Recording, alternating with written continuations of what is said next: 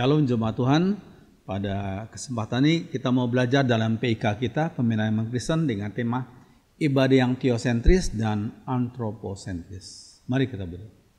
Mohon Roh Kudus urapi hamba-Mu yang menyampaikan dan menjelaskan, dan tolong setiap kami yang mendengar dan menontonnya, kami semua dibimbing oleh Roh yang sama, yaitu Roh Kudus.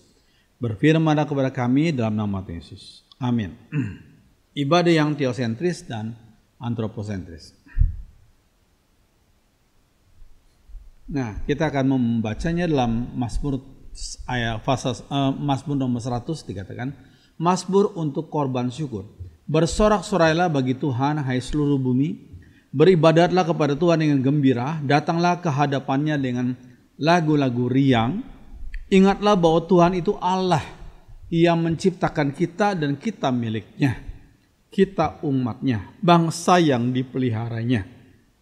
Masuklah melalui gerbangnya dengan lagu syukur, ke dalam pelataran dengan puji-pujian. Bersyukurlah kepadanya dan pujilah dia. Sebab Tuhan baik, kasih setianya itu selama-lamanya dan kesetiaannya turun-temurun. Saya bacakan dalam terjemahan sehari-hari Mazmur nomor 100 itu.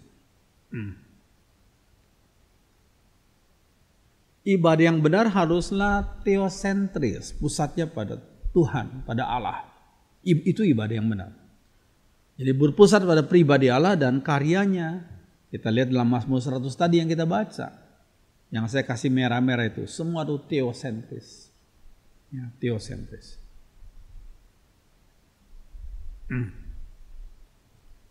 Oke. Matius 22 ayat 37 sampai 39. Jawab Yesus kepadanya, kasihlah Tuhan Allahmu. Itu the first thing first, ya. Yang utama itu. Kasihlah Tuhan Allahmu dengan segenap hatimu dan dengan segenap jiwamu dan dengan segenap akal budimu. Itulah hukum yang terutama dan yang pertama. Dan hukum yang kedua yang sama dengan itu ialah kasihlah sama manusia seperti dirimu sendiri. Jadi yang utama adalah kasihlah Tuhan Allahmu yang sang pencipta dan sang penebus kita. Yang kedua adalah kasihlah sesama manusia seperti engkau mengasihi dirimu sendiri.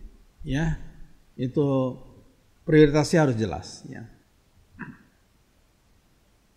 ya ini simbol salib itu penting sekali. Ada palang yang vertikal mengasihi Tuhan Allah dan palang yang horizontal mengasihi sesama seperti engkau mengasihi dirimu sendiri. Pertanyaan yang terutama adalah apakah Tuhan berkenan terhadap ibadah kita? Itu penting sekali. Apakah Tuhan berkenan terhadap ibadah kita? Itu pertanyaan yang terutama. Bukan apakah jemaat yang datang mendapat berkat itu. Pertanyaan yang terutama bukanlah apakah jemaat yang datang mendapat berkat. Bukan. Pertanyaan yang terutama adalah apakah Tuhan berkenan terhadap ibadah kita.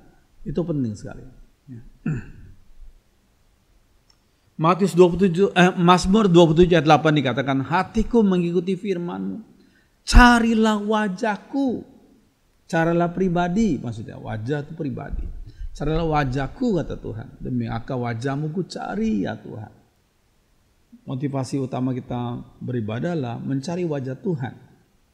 Bukan mencari wajah pendeta atau manusia lainnya.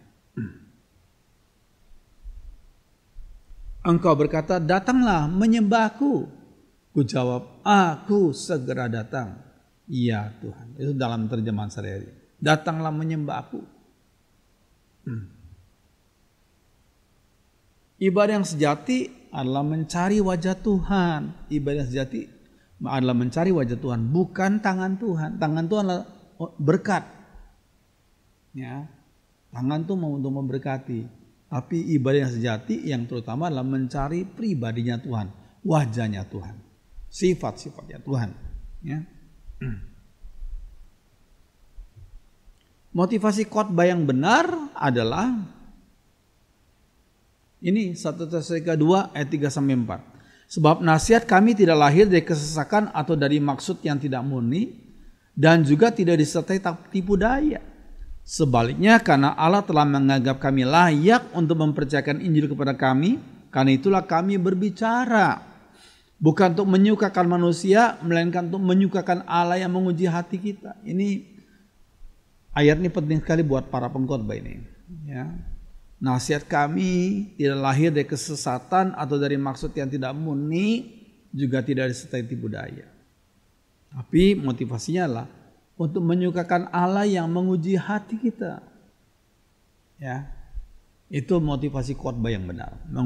Menyukakan Allah yang menguji hati kita. Nah, ibadah yang antroposentris berpusat pada manusia itu salah fokus. Salah fokus. Ibadah yang berpusat pada manusia antroposentris itu salah fokus. Yang diutamakan adalah menjawab keinginan ambisi manusia, itu ibadah yang antroposentris. Yang diutamakan adalah menjawab keinginan dan ambisi manusia supaya rame, supaya laku ibadahnya gitu ya. Tapi itu salah fokus di hadapan Tuhan. Ya. Karena pusatnya pada ambisi manusia, kemauan manusia.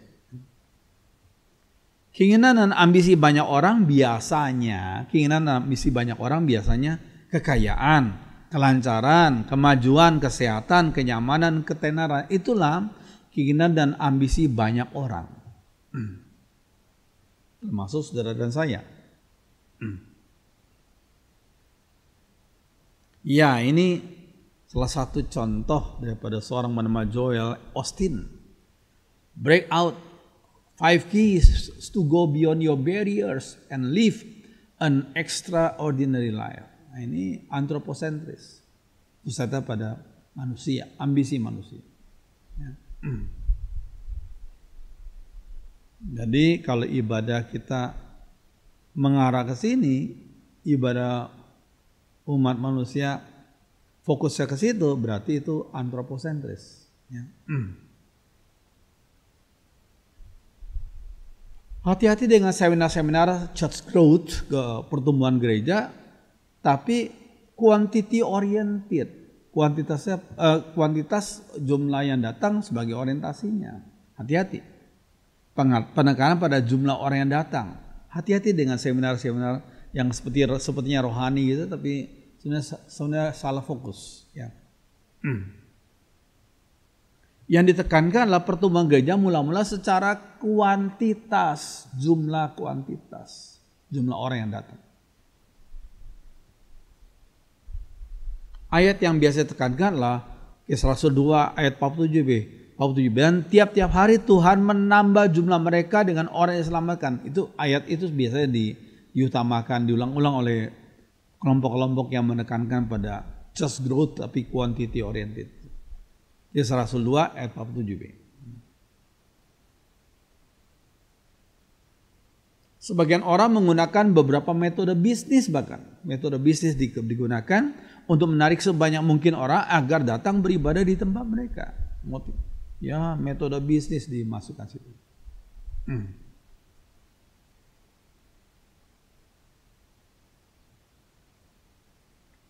Ya, kuantitas perlu diperhatikan, tetapi yang lebih penting adalah kekudusan hidup umat Tuhan. Itu yang lebih penting.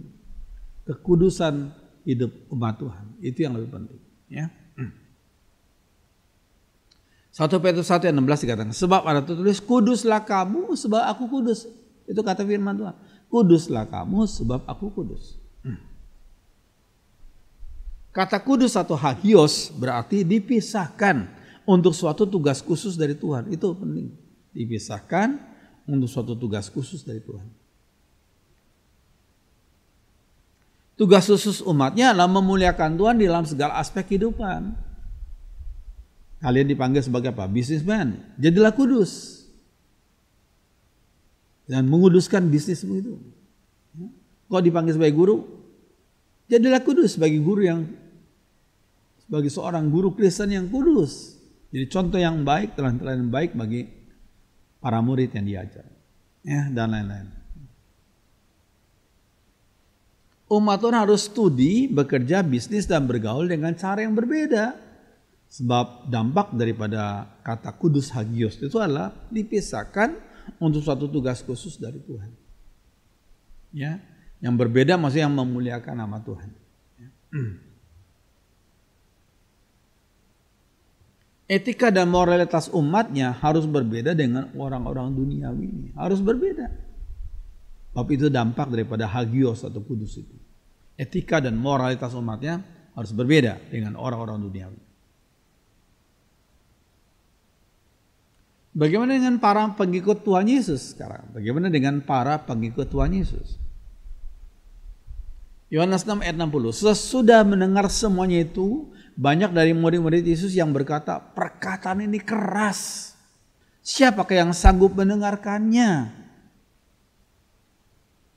Ayat 66 dikatakan, mulai dari waktu itu, Yohanes 6 ayat 66, mulai dari waktu itu banyak murid-muridnya mengundurkan diri dan tidak lagi mengikut dia. Kenapa? Karena mereka anggap perkataan Yesus itu keras. Apakah misi Tuhan Yesus gagal kalau begitu? Kalau melihat banyak murid-murid yang mengundurkan diri, apakah misi Tuhan Yesus gagal? Bagi Tuhan, yang terpenting bukanlah product oriented, tetapi proses oriented. Orientasi pada proses pembentukan yang Tuhan lakukan dalam hidup seseorang. Jadi bagi Tuhan yang terpenting bukanlah product oriented, yang penting produksinya banyak gitu ya, tapi proses oriented. Orientasi pada proses. Tuhan memproses imanmu, memproses kepribadianmu, memproses kehidupanmu, iman. Ya. Ya, apa maksudnya di sini?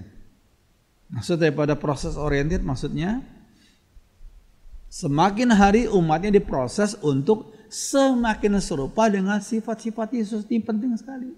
Semakin hari kita semua diproses untuk semakin serupa dengan sifat-sifat Yesus. Kita semakin mirip dengan kekudusan Yesus, dengan kebenaran Yesus begitu ya. Keadilan Yesus ya. Efesus 4 ayat 15 dikatakan, sebaliknya kita harus menyatakan hal-hal yang benar dengan hati penuh kasih. Sehingga dalam segala hal kita makin lama makin menjadi sempurna seperti Kristus. Makin lama makin menjadi sempurna seperti Kristus yang menjadi kepala kita. Itu dalam terjemahan salah di Efesus 4 ayat 15. Kita dibentuk, diproses untuk makin lama makin serupa seperti sempurna seperti Kristus. Puji Tuhan. Nah, pertanyaan utama dari ibadah yang antroposentris adalah antroposentris, manusia senternya ya. Jemaat mendapat berkat apa dari ibadah ini? Ini ibadah yang antroposentris. Jemaat dapat berkat apa dari ibadah ini? Kesembuhan jasmani biasanya mereka cari gitu kan. Jawaban atas semua pergumulan mereka gitu ya. Kedamaian, berbagai hal yang sensasional, pemenuhan terhadap kebutuhan katarsis mereka, itu biasanya berkaitan dengan berkat-berkat yang mereka cari, yang jemaat cari ya. Makanya dari itu pertanyaan utamanya dari ibadah yang antroposentris adalah pusat kepada manusia itu adalah jemaat dapat berkat apa dari ibadah ini. Lalu makanya dalam bahasa Inggris ada satu statement, it's fun going to church, I feel good. Menyenangkan pergi ke gereja, saya merasa senang gitu ya. It's fun going to church, I feel good. Itu ibadah yang antroposentris. Jadi pergi ke gereja seperti pergi ke tempat hiburan lain gitu ya. It's fun going to church, I feel good.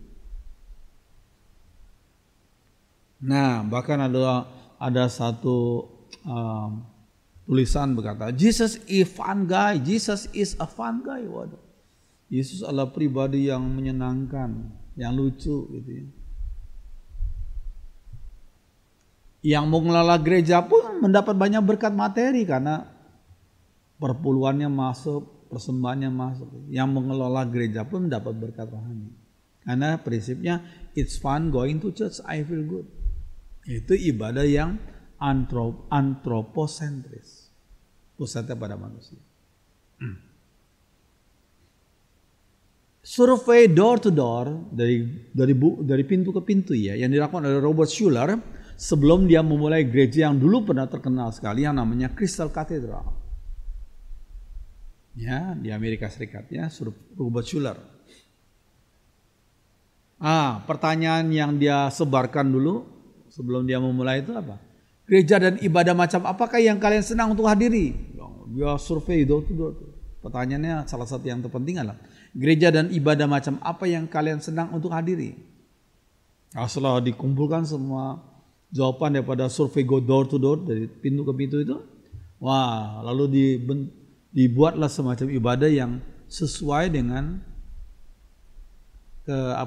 sesuai dengan kerinduan, sesuai dengan kemauan masyarakat yang dia lakukan survei itu. Ya, ini orangnya Robert Schuller, ini gerejanya megah sekali waktu itu ya, Crystal Cathedral.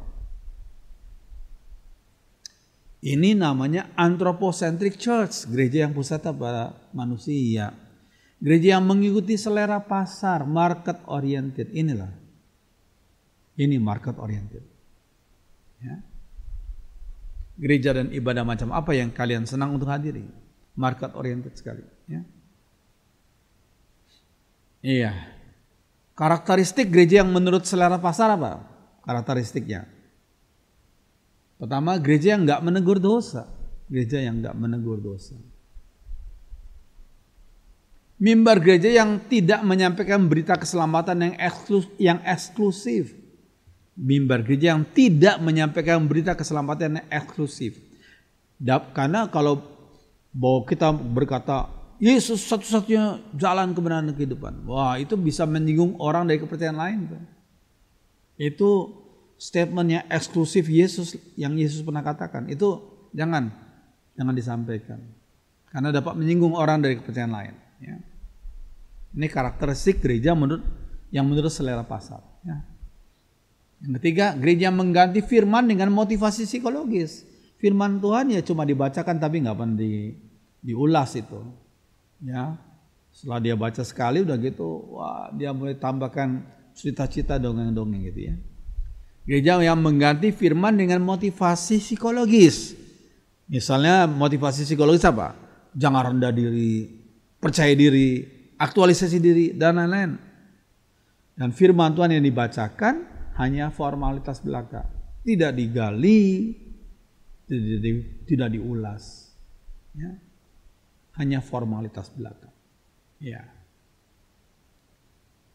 Yang keempat, gereja menjawab kebutuhan manusia sesuai dengan hierarki kebutuhan dari seorang tokoh yang namanya Abraham Maslow. Yang gereja yang menjawab kebutuhan manusia sesuai dengan hierarki kebutuhan dari Abraham Maslow. Apa itu teori Abraham Maslow yang terkenal tuh? Nah ini, hierarki kebutuhan manusia menurut Abraham Maslow. Yang paling rendah tuh physiological, breathing, bernafas, makanan, air, seks, tidur, dan ditulis itu.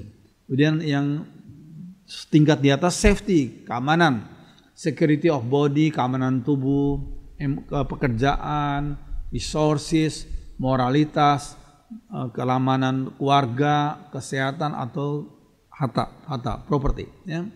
Yang di atasnya lagi itu love, belonging, kasih dan saling memiliki, yaitu contohnya friendship, ya, persahabatan, family, keluarga, sexual intimacy, ya, intiman seksual. Ya. Dan di atasnya lagi esteem, penghargaan, self esteem, penghargaan diri, confidence, percaya diri, achievement, prestasi, respect of others, dihormati orang lain, respect by others, dihormati orang lain. Ya. Dan yang paling tinggi adalah self-aktualisasi.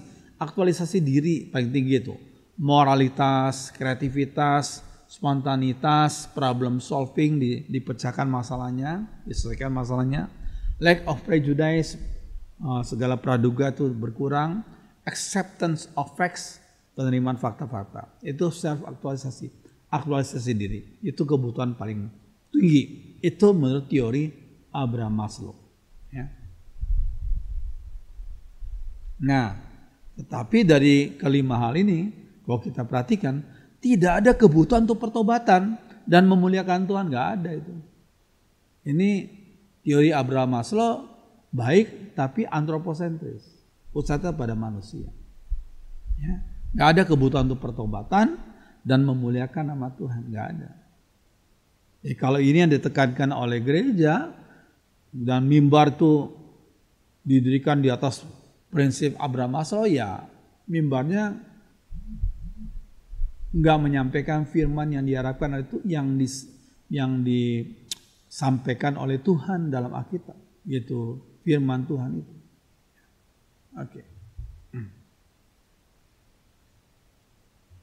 Oke. Nah, setelah 50 tahun berjaya, Crystal Cathedral akhirnya bangkrut karena apa? Karena menyisakan hutang 48 juta US dollar waktu itu sekian tahun yang lalu. Bangkrut. 50 tahun sempat berjaya, tapi Crystal Cathedral bangkrut. Bankrupt. Ya. Dan dibeli oleh grup dari Katolik. Ya. Saya tunjukkan ini bukan berarti saya merekayasa, tapi memang ini beritanya. Ini fakta. Ya. Memang kalau gereja yang didirikan di atas antroposentrik, ya, bukan teosentrik, gak sesuai dengan kehendak Tuhan, ya, walaupun pertama-tama kelihatannya berjaya, akhirnya bangkrut. Ya. Karena Tuhan gak berkenan kepada berita-berita yang disampaikan. Ya. Schuller meninggal tahun 2015, usia 88 tahun karena kanker. Ya. Ini sejarah yang terjadi, bukan berita bohong. Ya. Oke, kita harus ingat perkataan bahasa Inggris. First thing first, yang terutama harus diutamakan. Yang terutama harus diutamakan. Ya. Harus jelas apa yang perlu diprioritaskan dalam ibadah. Harus jelas itu. Apa yang perlu diprioritaskan dalam ibadah. Harus jelas. Apa yang menjadi hasil ibadah yang benar, itu juga harus jelas. Apa yang menjadi hasil ibadah yang benar. Ya. Efesus 4 ayat 13. Dan kita jadi orang-orang dewasa yang makin lama makin bertambah sempurna seperti Kristus. Kita harus mempunyai tekad umat Tuhan makin bertambah sempurna seperti sifat-sifat Kristus, seperti moralitas Kristus, seperti apa yang Tuhan kehendaki. Ya. Berkenan di hadapan Tuhan. Sifat-sifat kita. Umat Tuhan bertumbuh semakin serupa dengan sifat-sifat Kristus yang suka melakukan kehendak Bapa di surga. Umat Tuhan bertumbuh semakin serupa dengan sifat-sifat Kristus yang suka melakukan kehendak Bapa surga. Lihat Yohanes 4 ayat 34. Oke. Hasilnya pertobatan umat dalam segala aspek hidup mereka. Pertobatan umat dalam segala aspek hidup mereka. Segala aspek. Setelah pertobatan umat ada berkat Tuhan. Sebagai hasil atau konsekuensi logis yang didapat. Itu berkat Allah kedua. Yang penting pertobatan umat. Setelah pertobatan umat ada berkat Tuhan. Yang sesuai dengan kehendak Tuhan tentunya. Sebagai hasil dari konsekuensi logis yang didapat karena pertobatan. Pertobatan dalam moral, dalam bisnis, dalam pekerjaan dan pelayanan. Dalam keluarga juga. Ya, dan lain-lain. Ya. Matius 6 ayat 33 bagus itu. Jadi usahakanlah dahulu. First thing first itu. Usahakanlah dahulu supaya Allah memerintah atas hidupmu. Itu terutama sekali. Allah memerintah hidupmu dan lakukanlah kehendaknya. First thing first. Maka semua yang lain akan diberikan Allah juga kepadamu. Ya, penting sekali. Jika hasil yang diutamakan, maka ibadah jadi salah fokus dan menjadi penyembah berhala. Apa berhalanya? Yaitu hasil yang diutamakan itu. salah fokus. Ya. Tuhan diperalat oleh manusia untuk mendapatkan apa yang mereka inginkan. Ya nggak mungkin. Tuhan nggak mungkin diperalat oleh manusia. Ya bodohnya manusia itu saja. Ya. Oke, sekarang kita lihat sedikit lagi tentang ibadah. Makna ibadah itu apa? Ibadah itu dalam bahasa Ibrani adalah syaka. Syaka berarti membungkuk atau meniarapkan diri. Membungkuk atau meniarapkan diri. Ya ini seperti gini. Seperti gini. Dalam bahasa Yunani adalah proskuneo. Proskuneo berarti mencium tangan sambil menghadap seseorang yang dihormati atau meniarapkan diri. Mencium tangan sambil menghadap seseorang yang dihormati atau meniarapkan diri. Arti gini. Ya. Nah, kata worship berasal dari kata worship. Sesuatu yang layak mendapat penghormatan itu. Sesuatu yang layak mendapatkan penghormatan. Itu kata worship. Ya. Objek ibadah dipengaruhi oleh konsep nilai seseorang. Nah ini. Konsep nilainya macam apa? Itu akan mempengaruhi objek ibadah. Ibadahnya. Objek ibadahnya. The concept of value. Konsep nilai. Apa yang dianggap paling bernilai dalam hidup seseorang? Apa yang dianggap paling bernilai dalam hidup seseorang? Ya kalau orang tuh menganggap materi yang paling bernilai yaitu jadi materialisme ya. Maka dia akan menyembah materi itu, dia akan mengutamakan materi itu. Perlu ada pengudusan dalam konsep nilai umatnya. Nah ini. Sehingga perlu ada pengudusan dalam konsep nilai. Mazmur 23, Amsal 23. Ya. Itu bagus sekali. Amsal 23 itu bagus sekali. Kebenaran itu yang paling tinggi. Jangan dijual. Amsal 23. Belilah kebenaran dan janganlah menjualnya. Demikian juga dengan hikmat, didikan dan pengertian. Ya, itu konsep nilai yang harus umatnya miliki dalam hidup sehari-hari. Ya. Belilah kebenaran, jangan menjual. Nah, Yesaya 6 ayat 1-4. Prinsip guidance yang penting dalam kita beribadah. Ya. Dalam tahun matinya Raja Uzia, aku melihat Tuhan duduk di atas tahta yang tinggi dan menjulang dan ujung jubahnya memenuhi bait suci. Para serafim berdiri di sebelah atasnya, masing-masing mempunyai 6 sayap dan mereka berseru seorang kepada seorang. Katanya, kudus, kudus, kuduslah Tuhan semesta alam, seluruh bumi penuh kemuliaannya. Maka bergoyanglah alaslah ambang pintu disebabkan oleh suara orang yang berseru itu, dan rumah itu pun penuhlah dengan asap. Ayat 5-8 dikatakan, lalu kataku, celakalah aku binasa, sebab aku ini seorang yang najis bibir, aku tinggal di tengah-tengah bangsa yang najis bibir, dan mataku telah melihat sang raja, yakni Tuhan semesta alam. Tapi seorang dari serafim itu terbang mendapatkan aku, di tangannya ada bara yang diambil dengan sepit dari atas bait sembah. Ia menyentuhkannya kepadaku, kepada mulutku, serta berkata, lihat, ini telah menyentuh bibirmu, dan kesalahanmu telah dihapus, dan dosamu sudah diampuni. Lalu aku mendengar suara Tuhan berkata, siapakah yang akan kuutus? Siapakah yang mau pergi untuk aku? Jawabku, ini aku, utuslah aku. Oh bagus sekali. Saya nggak ada cukup waktu untuk menjelaskan secara detail ya, tapi secara sepintas mari kita gunakan ini untuk berkaitan dengan ibadah kita ya. Ada 4 elemen penting dalam ibadah yang sesuai dengan Yesaya 6 ayat 1-8 itu.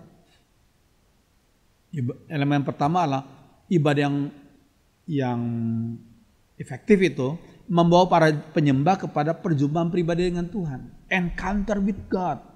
Itu hal yang paling penting. Membawa para penyembah kepada perjumpaan pribadi dengan Tuhan. Itu elemen pertama. Yaitu ayat 1-3. Ya.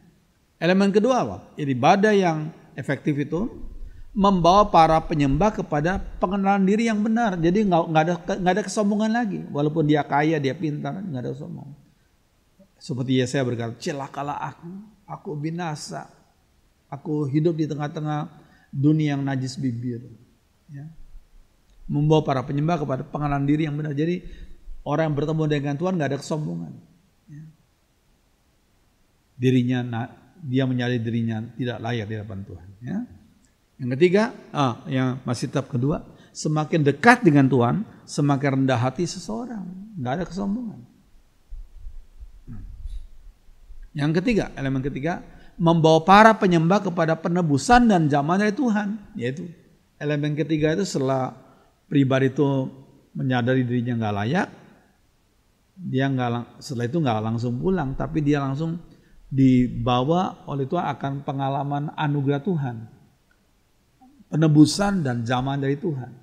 Ya, ayat 6 sampai 7. Ini menyentuhmu, ini menyucikanmu, ini menebusmu, gitu ya. Dan ibadah yang efektif itu para penyembah menjawab panggilan Tuhan. Bukan menjadi orang Kristen yang pasif, tapi menjawab panggilan Tuhan. Ya, siapakah yang akan kuutus? Lalu Yesaya berkata, ini aku utuslah aku. Bukan berarti kita harus pergi ke kota lain, pulau lain, negeri lain, tapi tidak. Kita diutus Tuhan untuk menjadi saksi di bidang kita masing-masing. Menjadi hamba Tuhan di bidang kita masing-masing. Walaupun saudara bukan pendeta, walaupun saudara bukan lulusan sekolah teologi, tapi saudara menjadi saksi Tuhan di bidang saudara masing-masing. Makanya dikatakan, ini aku utuslah aku. Ya, ini menjadi klimaks daripada ibadah. Itu menjadikan setiap orang yang beribadah itu menjadi pelaku-pelaku firman. Itu yang paling penting, menjadi pelaku-pelaku firman. Oke. Nah, ibadah yang benar bukanlah entertainment. Ibadah yang benar bukanlah entertainment. Ya, supaya senang, itu entertainment. Tapi bersifat partisipatif. Kita masing-masing orang yang beribadah berpartisipasi untuk memuliakan nama Tuhan, untuk menggunakan talenta yang Tuhan berikan kepadanya untuk memuliakan Tuhan. Ya. 1 Korintus 14 ayat 26 bagus. Jadi bagaimana sekarang saudara, bila mana kamu berkumpul itu beribadah, hendaklah tiap-tiap orang mempersembahkan sesuatu. Yang seorang mazmur, yang lain pengajaran, atau pernyataan Allah, atau karunia bahasa roh, atau karunia untuk menafsirkan bahasa roh. Tapi semuanya itu harus dipergunakan untuk membangun. Jadi tiap-tiap orang aktif membangun sesamanya. Nah, makanya itulah ibadah yang benar itu harus partisipatif sifatnya. Ya. Yang menonton ibadah kita siapa? Yang menonton ya pribadi Tuhan. Yang melakukan kegiatan berpartisipasi, ya setiap orang beribadah itu. Yang menonton Allah, pribadi itu. Sekalian, nah ibadah dalam roh dan kebenaran itu maksudnya apa? Yohanes 4 ayat 23. Ibadah dalam roh adalah Allah roh, maka umatnya harus menyembahnya dalam roh juga. Yaitu bagian rohani manusia. Jadi bukan hanya lip service di lidah saja, di bibir saja, bukan. Tapi menyembah roh, menyembah Allah yang roh itu dengan bagian rohani manusia. Apa itu bagian? Dimensi roh manusia itu apa? Intelek. Jadi orang beribadah dengan inteleknya, dengan emosinya, dengan hati nuraninya, dengan imajinasinya, dengan kehendaknya. Ya tentunya dengan fisiknya. Nah, yang kedua, ibadah dalam kebenaran dikatakan. Roh dan kebenaran. Apa itu? Ibadah dalam kebenaran adalah ibadah yang berpusat pada Kristus. Karena Yesus adalah kebenaran. Yohanes 14 ayat 6 ya. Akulah the truth, aletheia itu. Ya. Ibadah yang berpusat pada Kristus. Tuhan Yesus sang kebenaran. Yohanes 14 ayat 6. Fokus ibadah nggak lain adalah pribadi Kristus dan firman-Nya ya. Itu fokus ibadah. Bukan orang lain, bukan pendeta. Bukan pacar, bukan mertua. tapi pribadi Kristus dan firman. Roma 10 ayat 17. Ya, Matius 7 ayat 21, Tuhan Yesus berkata apa? Bukan setiap orang yang berseru kepadaku, Tuhan, Tuhan, akan masuk ke dalam kerajaan surga, melainkan dia yang melakukan kehendak Bapakku yang di surga. Orang yang melakukan kehendak Bapakku yang di surga. Ya. Oke. Nah, ini yang terakhir. Apakah tujuan ibadah? Seorang uskup yang bernama Uskup William Temple menjelaskan tujuan ibadah itu apa. Tujuan ibadah Kristen adalah mengaktifkan hati nurani dengan kekudusan Allah. Mengaktifkan hati nurani dengan kekudusan Allah. Memberi makan pikiran dengan kebenaran Allah. Pikiran jangan dimatikan, tapi diberi makan pikiran dengan kebenaran Allah. Membersihkan imajinasi dengan keindahan ilahi. Bukan yang kotor-kotor, bukan yang najis-najis, tapi dengan keindahan ilahi. Jadi dalam ibadah ada pujian yang indah yang disiapkan dengan baik, ada lagu yang indah, ada suasana yang indah, ada dekorasi yang indah. Yang indah tidak identik dengan yang mahal.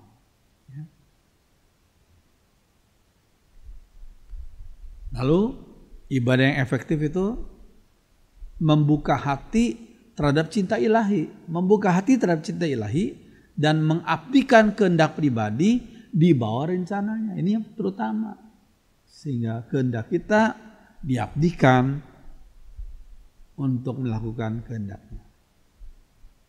Ya, biarlah firman Tuhan jadi berkat bagi kita semua. Mari kita berdoa. Yang bersyukur untuk kesempatan kami boleh belajar firman Tuhan tentang ibadah. Roh Kudus menolong kami untuk bisa menerapkannya dalam ibadah kami masing-masing, di gereja kami masing-masing, di rumah kami masing-masing, dalam kehidupan kami pribadi, supaya ibadah kami berkenan di hati Tuhan.